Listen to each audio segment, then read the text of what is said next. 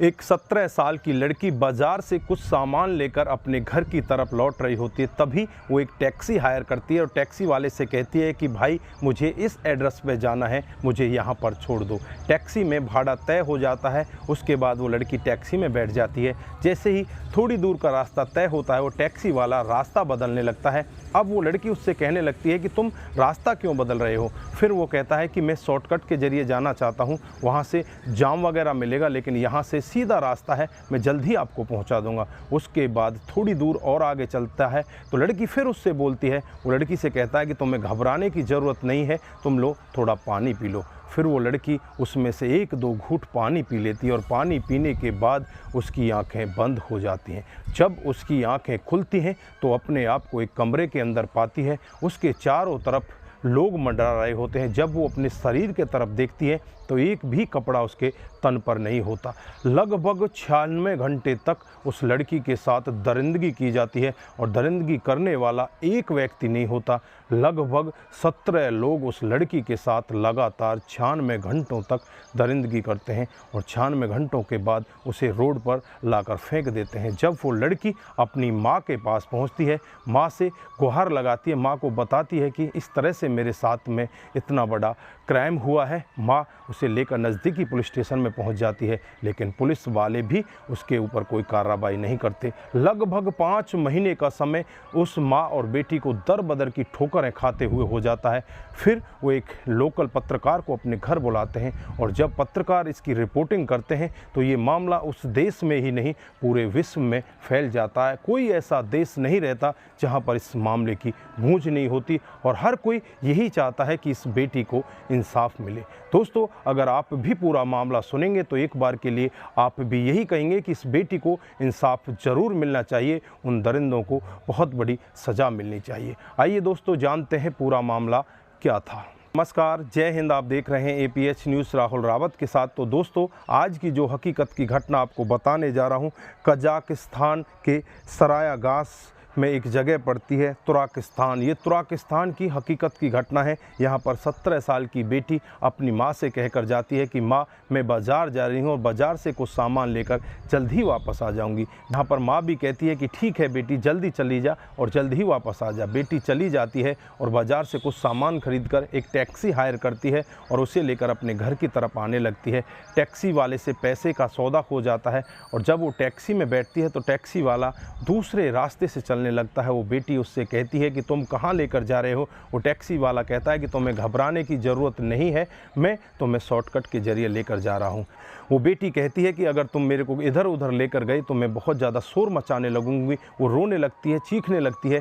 वो ड्राइवर उसे समझाता है, उससे कहता है कि तुम्हें घबराने की ज़रूरत नहीं है, तुम थोड़ा पानी पी लो, मैं तुम्हें सही रास्ते पर लेकर जाऊँगा। और जैसे ही वो लड़की पानी पीती है तो उसकी आँखें बंद हो जाती हैं और जब उसकी आँखें खुलती हैं तो एक कमरे के अंदर आँखें खुलती हैं।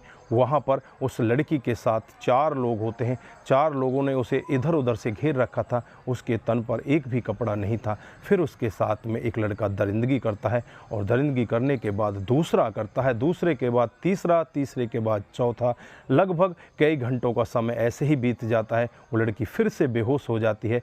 जब दोबारा उसकी आंखें खुलती है तो वो फ़ोन पर यही बातें सुन रही होती है कि तुम भी आ जाओ, हमने यहाँ पर एक लड़की को हायर कर लिया है और जल्दी आ जाओ, बड़ी ही जवान लड़की है। अब उसके जो दोस्त होते हैं वो भी वहाँ पर आ जाते हैं और बारी बारी से उसके साथ इसी तरह की दरिंदगी की जाती है। वो लड़की दया की भीख मांग रही होती है। किसी के कानों तक उस लड़की की आवाज़ पहुँच ही नहीं रही। वो लड़की यही कहती है कि मुझे माफ़ कर दो, मुझसे क्या बड़ी गलती हुई है जिसकी मुझे इतनी बड़ी सज़ा दी जा रही है, मुझे छोड़ दो, मेरे कपड़े मुझे वापस दे दो। उससे बार बार कहने पर भी उसके कपड़े नहीं दिए जाते। थोड़ी बहुत देर बाद उसे थोड़ा बहुत खाना दे दिया जाता है। ऐसे ही 1 दिन, 2 दिन, 3 दिन, लगातार 4 दिन का समय, लगभग 96 घंटे उस लड़की को इस दर्द को सहन करते हुए बीत जाते हैं। जब उन 17 दरिंदों का पूरा मन भर जाता है, उस लड़की को वहाँ से उठाकर उसके घर के नज़दीक जाकर छोड़ देते हैं। और जब वो लड़की अपनी माँ के पास पहुँचती है तो माँ भी अपनी बेटी की इस तरह की हालत को देखकर एकदम से रोने लगती है, चीखने लगती है, चिल्लाने लगती है। इससे पहले जब बेटी घर से गायब हुई थी, माँ नज़दीकी पुलिस स्टेशन में जाती है, अपनी बेटी की गुमशुदगी की रिपोर्ट भी दर्ज कराती है, लेकिन पुलिस कहीं से भी कोई खुलासा नहीं कर पाती। जब बेटी माँ के पास पहुंचती है तो माँ अपनी बेटी को गले लगाती है और बेटी दहाड़े मारकर रोने लगती है और बेटी कहती है कि माँ, मेरा सब कुछ लुट चुका है, अब मैं जीना ही नहीं चाहती, मैं तो मर जाना चाहती हूँ। माँ अपनी बेटी को समझाती है और उससे कहती है कि बेटी, तुम्हें मरने की ज़रूरत नहीं है, मरेंगे तो वो दरिंदे जिन्होंने तुम्हारे साथ में गलत किया है। माँ उसे लेकर नज़दीकी पुलिस स्टेशन में पहुंच जाती है और पुलिस वाले उसका मामला तो दर्ज कर लेते हैं, लेकिन उस पर कोई कार्रवाई नहीं करते। माँ बेटी दर बदर की ठोकरें खाने लगती हैं, तो कभी एसपी साहब के पास पहुंचती हैं, कभी पुलिस के बड़े आला अधिकारियों के पास पहुंचती हैं, लेकिन किसी भी पुलिस वाले के कानों तक जू नहीं चलती। लगभग धीरे धीरे करके 5 महीने का समय ऐसे ही बीत जाता है। ना तो किसी भी दरिंदे की गिरफ्तारी होती है और ना ही पुलिस आगे कार्रवाई करती हुई दिखाई देती है। माँ बेटी इतनी परेशान हो जाती हैं, परेशान होकर एक लोकल पत्रकार को अपने घर बुलाती हैं और घर बुलाने के बाद पूरा वाकया उस पत्रकार के सामने बताया जाता है, तो पत्रकार की आंखों में भी कहीं ना कहीं आंसू आ जाते हैं। जब वो लोकल पत्रकार इस पूरी कहानी को लोगों के सामने उजागर करता है तो ये मामला उस देश का नहीं रह जाता, पूरे विश्व में घूम जाता है। चाहे ऑस्ट्रेलिया हो, अमेरिका हो, भारत हो, पाकिस्तान हो, सारे देशों में वो एक आग की तरह फैल जाता है। सारे देशों की मीडिया इस मामले को उठाने लगती है और सभी यही मांग करने लगते हैं कि उन दरिंदों को जल्द से जल्द पकड़ा जाए। जब उस देश की पुलिस को पूछा जाता है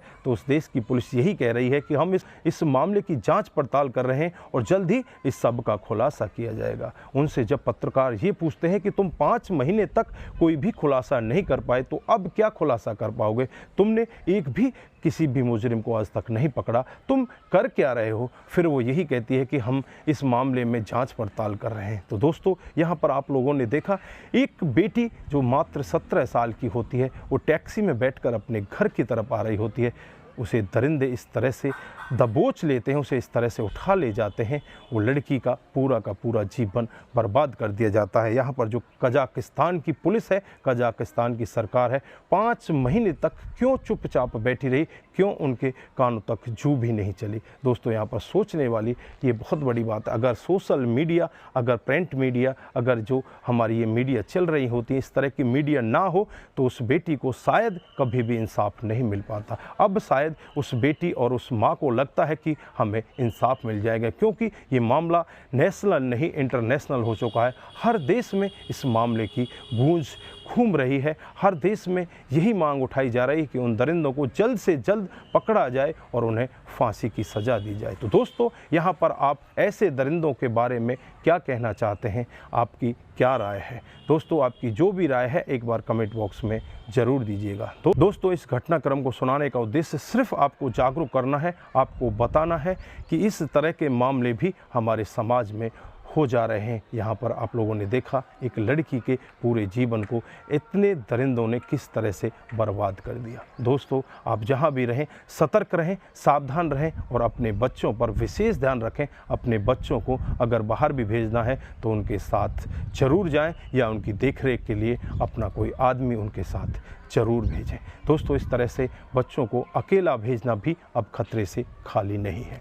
तो दोस्तों, आज के लिए बस इतना ही। फिर मिलते हैं किसी नए मूड के साथ। तब तक के लिए आप अपना ख्याल रखें, अपने परिवार का ख्याल रखें, सतर्क रहें, सावधान रहें और ऐसे क्राइम को अपने आसपास ना होने दें। नमस्कार, जय हिंद,